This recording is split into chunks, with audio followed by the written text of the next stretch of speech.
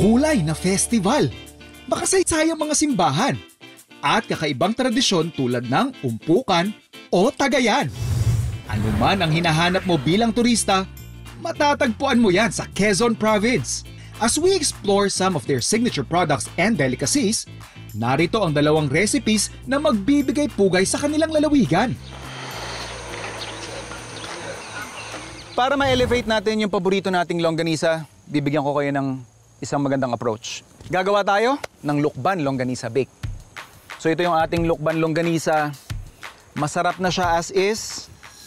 Ipapatas lang natin yan doon sa ating tray. And then, yung iba pa nating ingredient.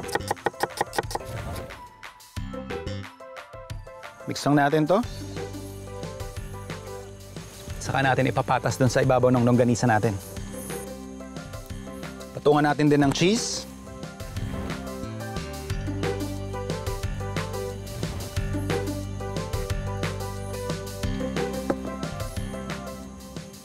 Uulitin lang natin ang proseso sa susunod na layer ng ating longganisa bake.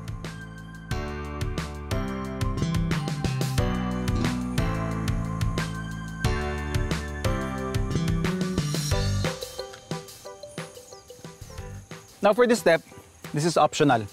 Pero gagawin lang natin siya para lang mag-pop yung taas ng ating bake. Gagawa lang tayo ng parang pinaka-crust. So ito yung ating mozzarella. Parsley. Lagyan lang natin ng breadcrumbs. So irarab lang natin yung ating parsley doon sa ating breadcrumbs. Saka natin ihahalo sa mozzarella. Siyempre, parmesan.